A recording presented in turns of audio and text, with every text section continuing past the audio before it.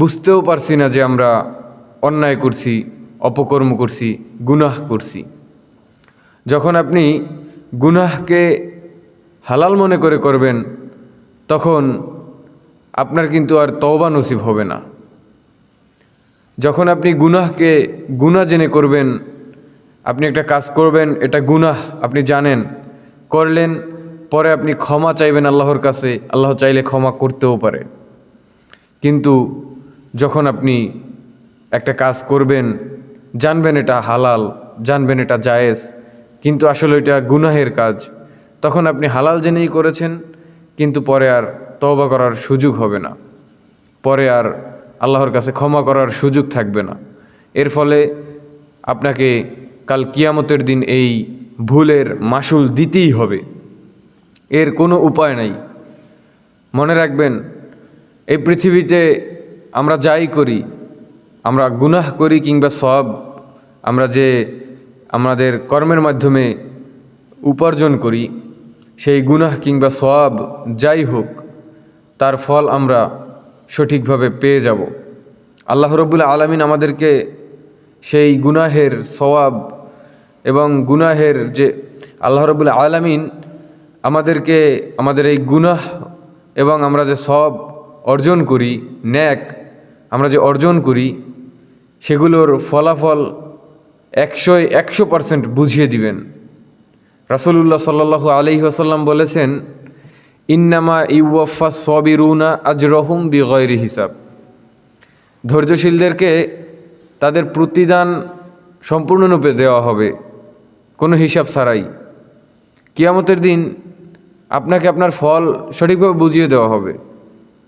আপনি দুনিয়ায় বসে যা করেন, আপনাকে তার ফল কাল কিয়ামতে অবশ্যই পেতে হবে। আপনাকে অবশ্যই এর ফল ভোগ করতে হবে। আপনি ভালো কাজ করলে আপনাকে সেই ভালো ফল দেওয়া হবে, আপনি খারাপ কাজ করলে আপনাকে তারও ফল দেওয়া হবে। এটা মনে রাখবেন, আপনি যাই করেন, যদি আপনি এতটুকু খেয়াল রাখতে পারেন যে এই কাজের বিনিময়ে আপনি যা পাবেন তা আপনাকে সঠিকভাবে কিন্তু বুঝিয়ে দেওয়া হবে। আপনি যদি একটা অপকর্ম করেন, আপনি যদি একটা খারাপ কাজ করেন, একটা মানুষের ক্ষতি করেন, কেউ দেখলো না, আপনার অনেক ক্ষমতা আছে, আপনার অনেক পাওয়ার আছে, আপনার এলাকায় আপনার অঞ্চলে আপনাকে কেউ বলার মতন ক্ষমতা রাখে না, এখন কিছু আপনার বিপক্ষে যাওয়ার মতন ক্ষমতা কারো নেই। আপনি সেই শক্তির অপব্যবহার করে একটা মানুষকে নির্যাতন করলেন, একটা মানুষকে নিপীড়ন করলেন, তার সম্পদ লুঠে নিলেন, তাকে শারীরিকভাবে আঘাত করলেন, তাকে দুর্বল পেয়ে অত্যাচার করলেন। এর ফল আপনাকে ওই কাল কিয়ামতের দিন পেতেই হবে। দুনিয়ায় আপনি বেঁচে গিয়েছেন, দুনিয়ায় কেউ আপনাকে কিছু বলতে পারেনি, তার মানে এই না যে আপনি বেঁচে গিয়েছেন। আপনাকে কিন্তু অবশ্যই ফল ভোগ করতেই হবে, তাই না? এই ফলটা একমাত্র আল্লাহ রাব্বুল আলামিন কাল কিয়ামতের দিন দিবে, আর এটা আপনি পাবেন অবশ্যই। আর যদি আপনি ভালো কাজ করেন, নামাজ পড়েছেন, দান সদকা করেছেন, একটা মানুষের উপকার করেছেন, গরিবকে সাহায্য করেছেন, আল্লাহর দ্বীনের খিদমত করেছেন, এই সব ফলাফলও আল্লাহ রাব্বুল আলামিন ওই কিয়ামতের দিন দিয়ে দিবেন। এতে কোনো মিস নেই, এতে কোনো মিস নেই। এই জন্য দুনিয়ায় আমরা যাই করি না কেন, কথা বুঝবেন, দুনিয়ায় আমরা যাই করি না কেন আমাদের 10 বার ভেবে চিন্তে করা উচিত। কারণ আমরা এই দুনিয়ায় যদি একটা খারাপ কাজ করি, এর প্রভাব আমাদের এই দুনিয়ায়ও আসে। একটা ভালো কাজ করলে এর প্রভাব আসে না দুনিয়ায়? আপনি আল্লাহর রাস্তায় দান করেছেন, আপনি একেবারে আল্লাহর জন্য দান করেছেন, আপনি চান না যে মানুষ আপনাকে দানশীল বলুক, মানুষ আপনাকে সম্মান করুক, আপনি চান না, কিন্তু আপনি দান করেছেন, তার জন্য কিছু হলেও মানুষ আপনার জন্য দোয়া করবে, আপনাকে ভালো জানবে, আপনাকে সম্মান করবে, শ্রদ্ধা ভক্তি এগুলো করবে, আপনার অজান্তেই করবে, তাই না? আপনি চান না, এগুলো চান না, আপনি চান আল্লাহর রাজি খুশি, তারপরও কিছু মানুষ আপনাকে ওই ভালো কাজ করার জন্য সম্মান, শ্রদ্ধা, ভক্তি এগুলো করবে। তো ঠিক তেমনি আপনি যখন একটা গুনাহের কাজ করবেন, তখন আল্লাহ তো সে শাস্তি দিবেই অবশ্যই, কিন্তু সেই গুনাহের কারণে এই পৃথিবীতে বসে আপনাকে অনেক বড় মুসিবতেও পড়তে হতে পারে, এবং সেই গুনাহের প্রভাব আপনার নিজের শরীরের উপর পড়বে এবং আপনার বংশের উপর, আপনার ছেলে সন্তানের উপরেও পড়তে পারে। এই জন্য যাই করবেন, যখন করবেন, তখন ভাববেন যে এই কাজটার ইফেক্ট, এই কাজটার যে আমি করব এর ফলটা কি হতে পারে। এজন্য ভেবেচিন্তে সব কাজ আমাদের করা উচিত। আমাদের দিনের খেদমতে নিজেদেরকে উৎসর্গ করা উচিত। মনে রাখবেন, স্বার্থ ছাড়া এই দুনিয়ায় একটাই কাজ করা যায়, সেটা হলো আল্লাহর রাস্তায় নিজের জীবনকে বিলিয়ে দেওয়া। আর পৃথিবীর যাই করেন সব কিছুই স্বার্থ, তাই না? আমরা স্বার্থ ছাড়া কিছুই করি না এই দুনিয়ায়। স্বার্থ ছাড়া মানুষ কিছুই করে না এই দুনিয়ায়। এটা কিন্তু বাস্তব কথা, বাস্তব কথা না? এটা আপনার স্বীকার করেন কিংবা না করেন, স্বার্থ ছাড়া এই পৃথিবীতে আপনি কি করেছেন এমন? আপনি পরিবারকে যে সময়টুকু দেন সেটাও আপনার স্বার্থের জন্য।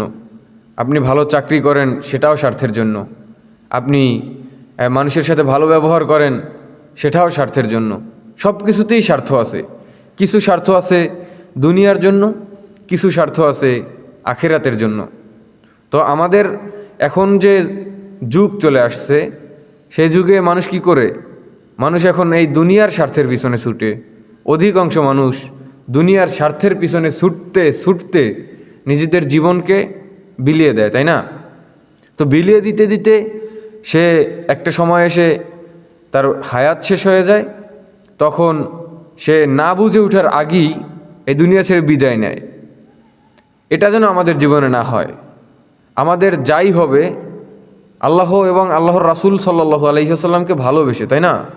নবী সাল্লাল্লাহু আলাইহি ওয়াসাল্লামকে ভালোবেসে আপনি যাই করবেন সেটা আপনি এই দুনিয়ায়ও উপলব্ধি করতে পারবেন এবং আখেরাতে তো তার অনেক বড় ফল আপনাকে আল্লাহ রাব্বুল আলামিন দিবেই, ঠিক না? আল্লাহ রাব্বুল আলামিন আপনাকে এর ফল দিবেই। সুতরাং দিনের খেদমত এটা হচ্ছে একমাত্র আল্লাহ এবং আল্লাহ রাসূল সাল্লাল্লাহু আলাইহি ওয়াসাল্লামকে ভালোবেসে। আর দিন, এই ইসলাম নিজের জীবনে বাস্তবায়ন করা এখন কিন্তু একটা খুব কঠিন বিষয় হয়ে গেছে, খুবই কঠিন বিষয় হয়ে গেছে। আপনি যেখানে যাবেন এই দিন, এই ইসলাম আপনি প্রচার করেন বা ইসলামের কোনো কথা বলেন, এটা সমাজের অনেক মানুষ চাইবে না।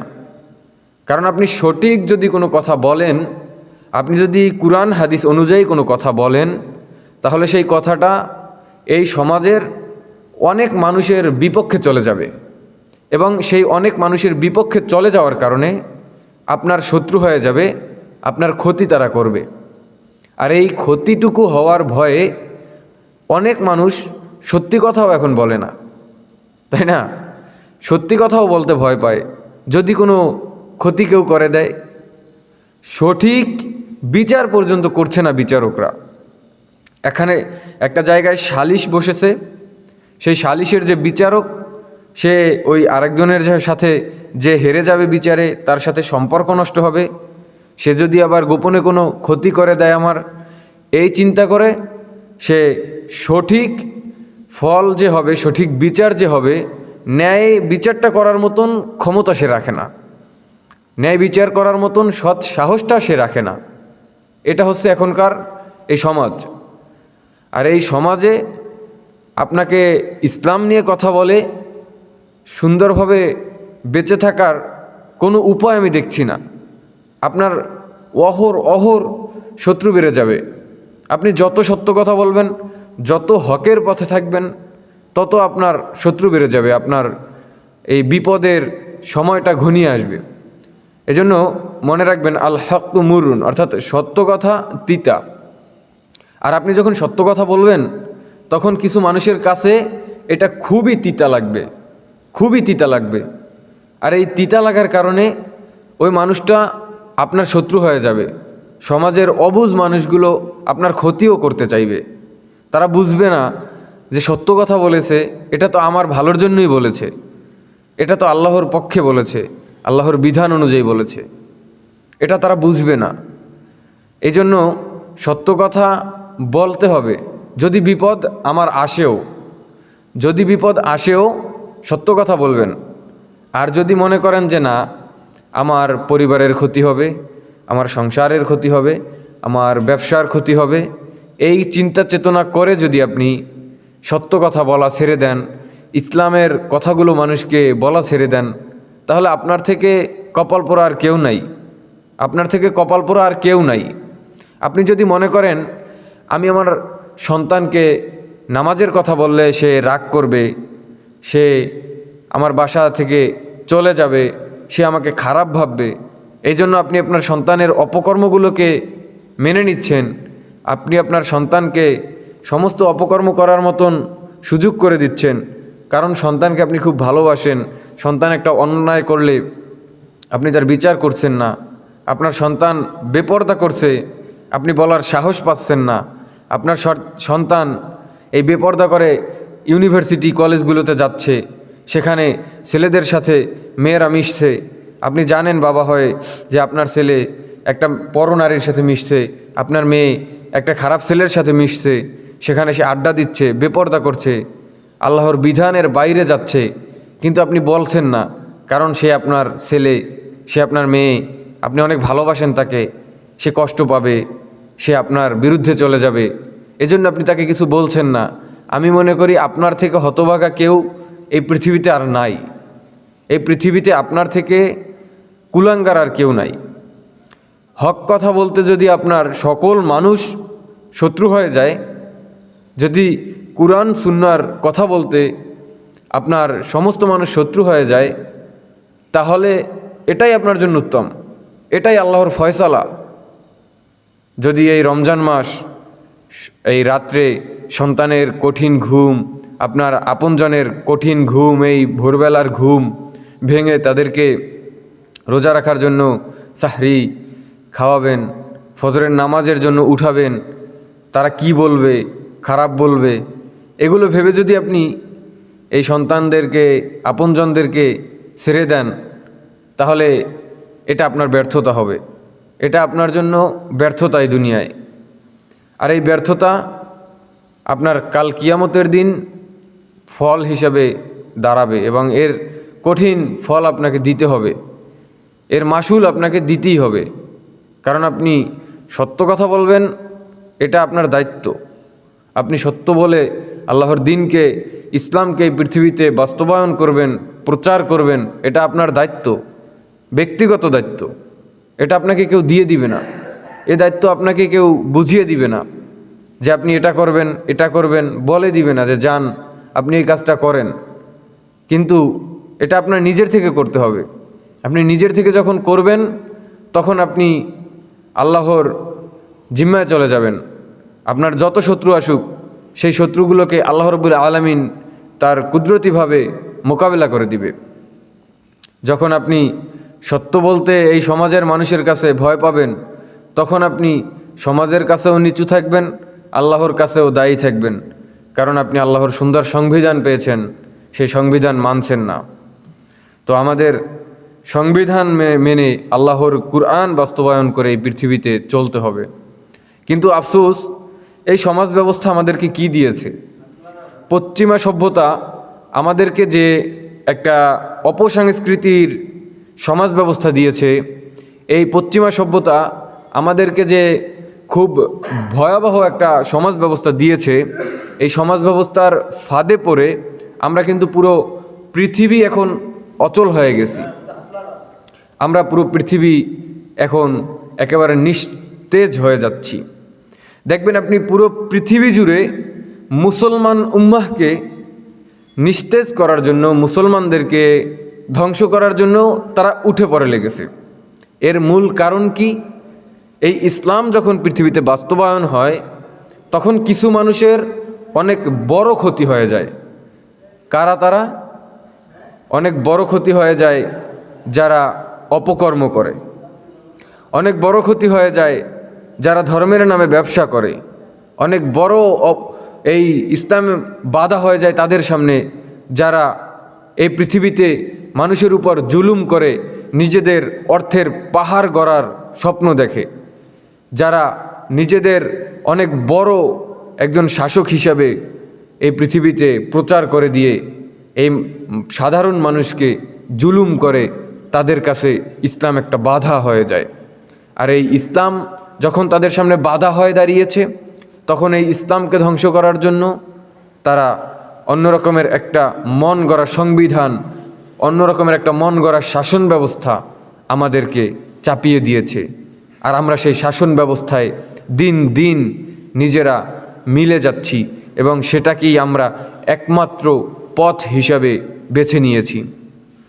আমরা জানি না এই ইসলামের শাসন ব্যবস্থা কি, আমরা জানি না ইসলাম কি, আমরা জানি না কোন সিস্টেমে ইসলাম আমাদেরকে চলতে বলে। আমরা জানি ওই পশ্চিমা সভ্যতার শাসন ব্যবস্থা কি, আমরা জানি পশ্চিমা সংবিধান কিভাবে আমাদেরকে চলতে বলে, আমরা জানি পশ্চিমা সংবিধান কি হালাল করেছে আর কি হারাম করেছে। আমরা কিন্তু খোঁজও রাখি না ইসলাম কি হারাম করেছে, ইসলাম কি হালাল করেছে। আপনি দেখবেন পশ্চিমা সংবিধান এবং ইসলামের সংবিধান যখন মিলাতে যাবেন, তখন এই কুরআন যেটাকে হারাম করে দিয়েছে পশ্চিমা সংবিধান সরাসরি সেটাকে বৈধ নাম দিয়েছে। অর্থাৎ যদি তারা সেটাকে হালাল নাম দেয়, কুরআনে যেটা হারাম দেওয়া আছে, তাহলে একটু মুসলমানদের চোখে ধরা পড়ে যাবে। আর সেই হারামটাকেই তারা বৈধ নাম দিয়ে চালাচ্ছে, বৈধ নাম দিয়ে মানুষের মাঝে প্রচার করে দিচ্ছে।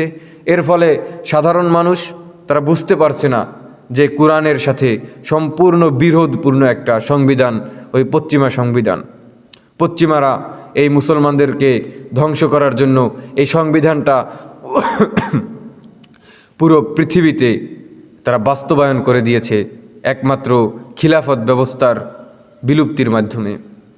আমরা জানি আমাদের জীবনে ইসলামের প্রসার ঘটাতে হলে সর্বপ্রথম আমাদেরকে এই ইসলাম কি এটা জানতে হবে। এজন্য তারা দিনের পরে দিন এই পাঠ্যসূচিগুলোকে ইসলামের বহির্ভূত করে দিচ্ছে, যাতে সাধারণ মানুষ বুঝতে না পারে, যাতে এই জাতি বুঝতে না পারে ইসলামের শাসন ব্যবস্থা কেমন ছিল। যদি তারা বুঝে যায় যে ইসলামের শাসন ব্যবস্থা খুব সুন্দর ছিল, খুব শৃঙ্খলার মধ্যে ছিল, তাহলে তারা এই খিলাফা ব্যবস্থার প্রতি ঝুঁকে যাবে। এজন্য তারা এই ইসলামী ইতিহাসগুলোকে দিনের পর দিন বিকৃত করে দিচ্ছে। এরপরে যখন তারা দেখতে পেল যে প্রতি যুগে যুগে এই জাতির ভিতর থেকে আকাবির তৈরি হচ্ছে, তখন তারা কি করলো, এই জাতিকে বেপরদার মধ্যে ফাঁসিয়ে দিল। তখন এই জাতিকে বেপরদার মধ্যে ঠেলে দিল। গোটা জেনারেশন এখন বেপরদার মধ্যে চলে গিয়েছে। আপনি মনে রাখবেন, যখন বেপরদা করা একটা মেয়ে সন্তান জন্ম দিবে, তার সন্তান কখনো বড় আকাবির তৈরি হতে পারবে না, ইসলামের বড় যোদ্ধা তৈরি হতে পারবে না। যখন কোনো ছেলে সে বেপরদা করা অবস্থায়, সে হারাম সম্পর্কে জড়িয়ে থাকা অবস্থায় একটা সন্তান জন্ম দিবে, তখন সে কোনো আকাবিরের পিতা হতে পারবে না, কোনো বীর এবং যোদ্ধার পিতা হতে পারবে না। এভাবেই মুসলিম উম্মাহকে নিয়ত প্রতিদিন যুগের পরে যুগ ওই পশ্চিমা সভ্যতা দুর্বল করে নিয়ে আসছে। আর আমরা কি করছি, এই পশ্চিমা সভ্যতার তালে পড়ে দুর্বল হয়ে যাচ্ছি। আমরা দুর্বল হয়ে যাচ্ছি প্রতিদিন এই পশ্চিমাদের কাছে। এখন আমরা কিছু বলতে পারি না, এখন আমরা কিছু জানতে পারি না। বলতে পারি না তার কারণ ভয়, আর জানতে পারি না কারণ তারা আমাদের ইতিহাসকে বিকৃত করে দিয়েছে। তারা আমাদেরকে সঠিক তথ্য প্রচার করতে দিচ্ছে না। এই মিডিয়া জগৎগুলো তারা নিজেদের করে নিয়েছে এবং সেখানে তারা যা প্রচার করে, এই মিডিয়া জগতে তারা যা প্রচার করে তাই আমরা সঠিক ভাবি, তাই আমরা সত্য ভাবি। এজন্য আমরা অনেক সময় সঠিক কোনো বিষয়কে না বুঝে এই মিডিয়া জগতের চক্রান্তে পড়ে সেই সঠিক বিষয়টাকে মিথ্যা বিষয়ে ভেবে নিই এবং মিথ্যা বিষয়টাকে সঠিক ভেবে নিই। কেন? এই মিডিয়া বলেছে, মিডিয়া বলেছে মানি এটা সঠিক, মিডিয়া বলেছে মানি এটা মিথ্যা। আমরা সঠিক মিথ্যার পার্থক্য করি এখন শুধু মিডিয়া জগতের মাধ্যমে। এভাবে আমাদের সঠিক ইতিহাস জানা থেকে দূরে নিয়ে যাওয়া হচ্ছে। আমাদের সঠিক ইতিহাস যখন জানব, তখন আমাদের রক্ত গরম হয়ে যাবে, তখন আমাদের ইসলামের প্রতি নিজেদের আরও ঝোঁক বেড়ে যাবে, এটা ওরা জানে। এভাবে আমাদের জীবন থেকে ইসলামকে ওরা দূরে ঠেলে দিয়েছে, ওরা বের করে দিয়েছে। আপনি মনে রাখবেন, এই পৃথিবীতে ইসলাম যখন এসেছিল তখনকার যে পরিবেশ, তার থেকে এখনকার পরিবেশ কিন্তু মোটেও কম খারাপ না। তখনকার যুগে ইসলাম ছিল না, রাসূলুল্লাহ সাল্লাল্লাহু আলাইহি ওয়াসাল্লাম ইসলাম নিয়ে এসেছেন।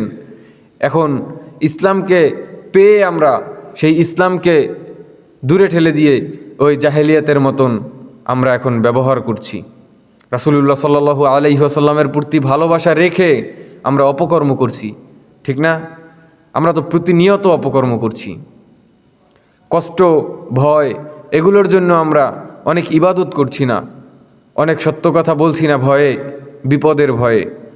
আমাদের গুম, খুন, হত্যা এগুলোর ভয় দেখিয়ে দমিয়ে রাখার চেষ্টা করে যাচ্ছে প্রতিনিয়ত, তাই না?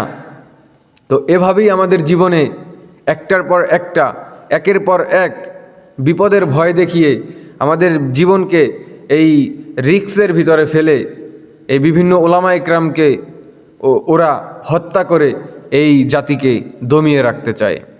কিন্তু আমাদের তো দমিয়ে থাকার কথা না, আমাদেরকে একত্রিত হতে হবে। এই একত্রিত যে আমরা হব, সেই একত্রিত হবারও কোনো সিস্টেম ওরা রাখেনি। ওরা কি করেছে? ওরা এই পৃথিবীতে একটা চেয়ারের লোভ দেখিয়ে পুরো জাতিকে বিভক্ত করে দিয়েছে। পুরো জাতি, এই জেনারেশন এখন ক্ষমতার লোভে নিজের ভাই, একজন মুসলিম ভাইকে আঘাত করতে একজন মুসলিম ভাইকে শত্রু বানিয়ে নিচ্ছে। কোন কারণে একটা মুসলিম ভাইকে শত্রু বানাচ্ছে? তার একমাত্র কারণ একটা ক্ষমতার লোভ। ওই ক্ষমতাটা আমার চাই। আর আরেকটা মুসলিম ভাই, সেও বলছে ওই ক্ষমতাটা আমার চাই। আরেকটা মুসলিম ভাই, সেও বলছে ওই ক্ষমতাটা আমার চাই। এভাবে অনেকগুলো মানুষ যখন একটা ক্ষমতার জন্য লড়াই করতে থাকবে, তখন তাদের ভিতরে একটা দ্বন্দ্ব বেজে যাবে, শত্রুতা বেড়ে যাবে। যখন তাদের ভিতর শত্রুতা বেড়ে যাবে, তখন তারা একত্রিত হয়ে কোনো বাতিলের বিরুদ্ধে রুখে দাঁড়ানোর শক্তি তো পাবেই না, বরং তারা নিজেরা রক্তপাত করবে, ঠিক না? আর এজন্যই মুসলিম উম্মাহ আজকে একত্রিত হতে পারছে না। এই বেড়াজালগুলো আমাদের জীবনের সাথে জড়িয়ে গিয়ে, এই বেড়াজালগুলো আমাদের নিজেদের সমাজের সাথে জড়িয়ে গিয়ে, রাষ্ট্রের সাথে জড়িয়ে গিয়ে আমরা প্রতিনিয়ত ধ্বংসের দিকে চলে যাচ্ছি। ইসলামের এই গণ্ডি থেকে বেরিয়ে যাচ্ছি। ইসলাম আমরা পালন করতে পারছি না। আমাদের আল্লাহ রাব্বুল আলামিনের যে বিধানগুলো, সেগুলো এখন খারাপ লাগে, কষ্ট লাগে শুনলে। আমাদের অন্তরে এখন সেগুলো আর ভালো লাগে না। আল্লাহ রাব্বুল আলামিন আমাদেরকে জিহাদ ফরজ করে দিয়েছেন। তিনি বলেন সূরা বাকারার 216 নম্বর আয়াতে, কুতিবা আলাইকুমুল কিতালু ওয়া হুয়া কুরহুল লাকুম। কুতিবা আলাইকুমুল কিতালু ওয়া হুয়া কুরহুল লাকুম, অর্থাৎ তোমাদের উপর জিহাদকে ফরজ করা হয়েছে, অথচ তোমাদের নিকট তা অপছন্দনীয়। দেখেন, পুরো পৃথিবী জুড়ে মুসলমানদেরকে কি পরিমাণে যে নির্যাতন করা হচ্ছে সবাই জানেন না? সবাই তো জানেন। এই যে ফিলিস্তিন বলেন, এই মায়ানমার বলেন, ভারত বলেন, চীন বলেন, বিভিন্ন জায়গায় মুসলমানদেরকে বিভিন্নভাবে অত্যাচার করা হচ্ছে, নির্যাতন করা হচ্ছে।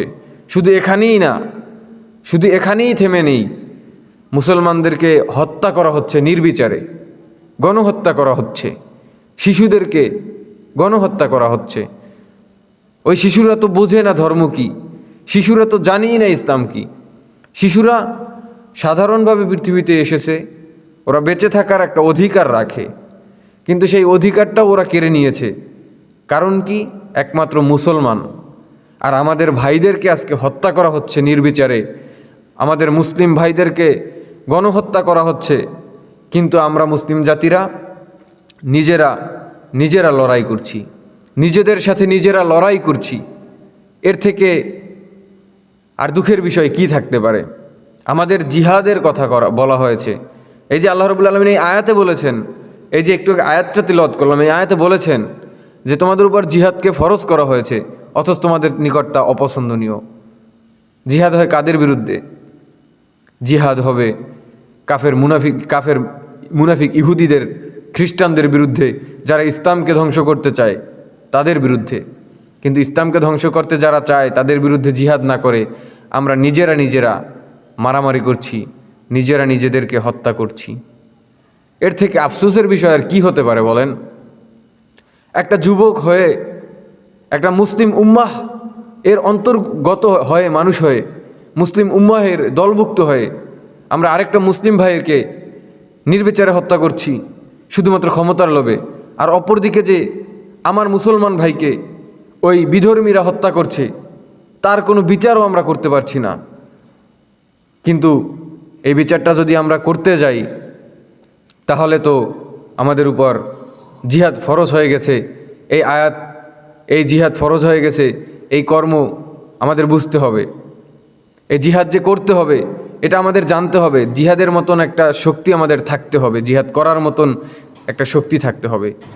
সেই মানসিক শক্তি, শারীরিক শক্তি, সেই অস্ত্রের ক্ষমতা কোনোটাই আমরা অর্জন করতে পারিনি, একমাত্র আমরা নিজেরা ঐক্য না থাকার কারণে।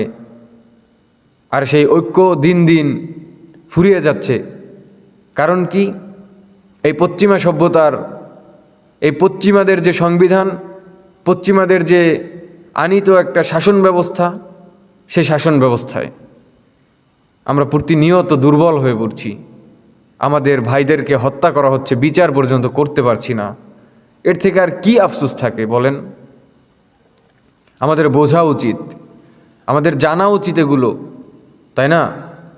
আমরা যদি না জানি এগুলো তাহলে পরবর্তী জেনারেশন তো আরও জানবে না, তার পরের জেনারেশন কিছুই জানবে না, এভাবে একেবারে বিলুপ্ত হয়ে যাবে।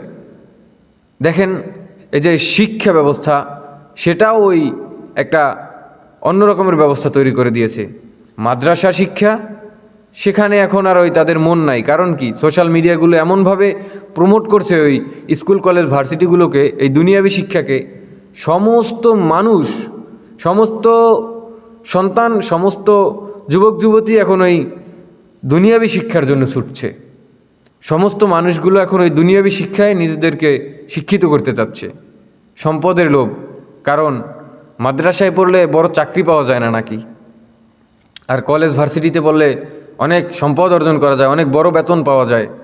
এজন্য তার সন্তানকে সে মাদ্রাসায় না দিয়ে কলেজ ভার্সিটিতে পড়ালেখা করাচ্ছে, ইসলাম থেকে দূরে যাচ্ছে।